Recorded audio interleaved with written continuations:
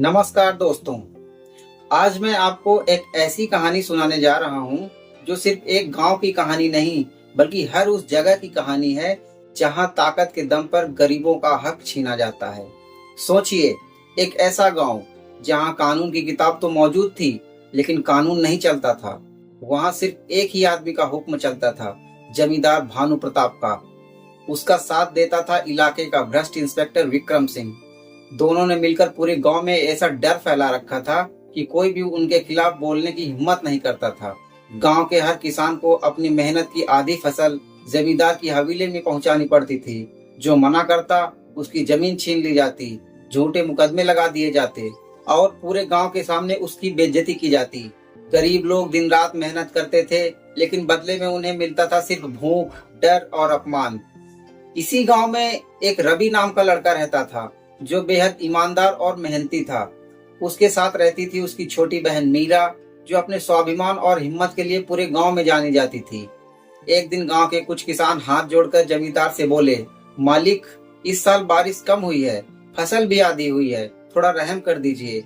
लेकिन जमींदार हंस पड़ा और बोला, मैं कोई धर्मशाला नहीं चलाता, जितना कहा है उतना देना ही पड़ेगा। इतना ही नहीं, उसने आदेश दिया कि गांव के हर घर से एक आदमी उसकी हवेली में मुफ्त मजदूरी करेगा।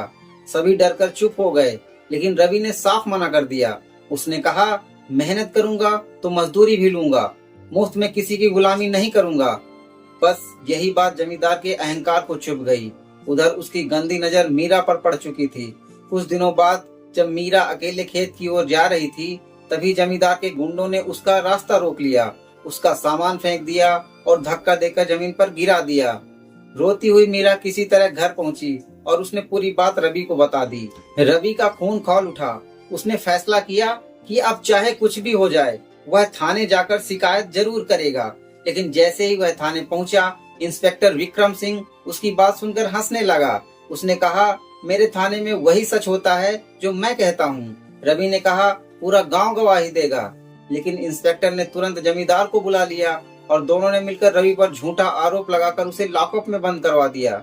रात भर जेल में बैठा रहा रवि यही सोचता रहा कि क्या इस गांव में कभी न्याय मिलेगा। अगले दिन बाहर आने के बाद मीरा ने कहा, अगर गांव का इंस्पेक्टर ही अपराधियों के साथ है तो हमें उससे भी बड़े अधिकारी के पास जाना होगा। गांव वालों ने बताया कि जिले में नई डीएम मैडम आई हैं जो किसी से नहीं डरती। रवि और मीरा तुरंत जिला कार्यालय पहुंचे।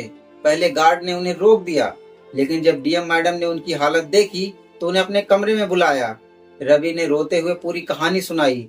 डीएम मैडम ने सब कुछ ध्यान से सुना और बोली, सिर्फ आरोपों के आधार पर कार्यवाही नहीं होगी, मुझे ऐसे सबूत चाहिए जिन्हें कोई अदालत भी झुठला ना सके। फिर उन्होंने एक ऐसा फैसला लिया जिसने पूरी कहानी ही बदल दी। उन्होंने कहा, मैं खुद गाँव जाऊंगी, लेकिन डीएम बनकर नहीं, एक साधारण गाँव की लड़की बनकर। अगले ही दिन डीएम मैडम साधारण कपड़े पहनकर गांव पहुंच गई। किसी को जरा भी अंदाजा नहीं था कि जिसे वे एक आम लड़की समझ रहे हैं वही जिले की सबसे बड़ी अधिकारी है। उन्होंने अपनी आंखों से देखा कि एक गरीब किसान से मुफ्त मजदूरी करवाई जा रही है, उसकी जमीन छीनी जा रही है और उन्हें धमकाया भी जा रहा है। जब उन्होंने सवाल पूछा तो जमींदार गुस्से में बोला, इस गांव में मेरी मर्जी के बिना कोई सांस भी नहीं ले सकता। लेकिन उस अनजान लड़की ने बेखौफ जवाब दिया, कानून किसी एक आदमी की जागीर नहीं होता। जमींदार और इंस्पेक्टर ने उसे धमकी दी, लेकिन डीएम मैडम चुपचाप वहां से लौट आई क्योंकि उन्हें सारे सबूत मिल चुके थे। उसी रात उन्होंने गुप्त बैठक की और पूरी कार्यवाही की योजना बनाई। अगली सुबह खबर मिली कि जमींदार गरीब किसान रामलाल की आखिरी जमीन पर कब्जा करने जा रहा है। जैसे ही वह बुलडोजर लेकर वहां पहुंचा, उसी समय कई सरकारी गाड़ियां आकर वहां रुकी। गाड़ी से एक अधिकारी उतरी। उन्हें देखते ही जमींदार और इंस्पेक्टर के पैरों तले जमीन खिसक गई। वो कोई साधारण लड़की नहीं बल्कि जिले की डीएम थी।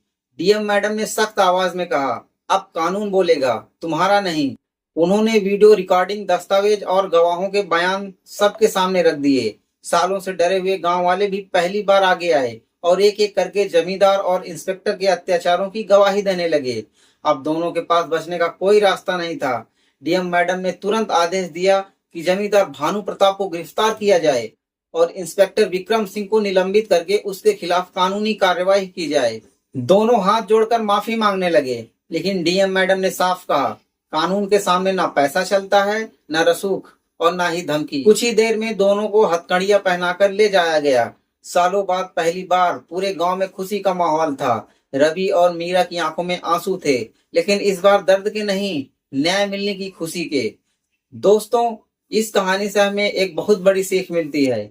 अन्याय करने वाला जितना दोषी होता है, उतना ही दोषी वह इंसान भी होता है जो अन्याय देखकर चुप रहता है। अगर सच का साथ दिया जाए और हिम्मत न हारी जाए तो न्याय मिलने में देर जरूर हो सकती है, लेकिन न्याय मिलता जरूर है। अगर आपको यह कहानी पसंद आई हो तो वीडियो को लाइक करें, चैनल को सब्सक्राइब करें और कमेंट करके बताइए, अगर आप रवि की जगह होते तो क्या अन्याय के खिलाफ आवाज उठाते या यूं ही सिस्टम को चलने देते। धन्यवाद। मिलते हैं ऐसी ही नई और रोचक कहानी के साथ।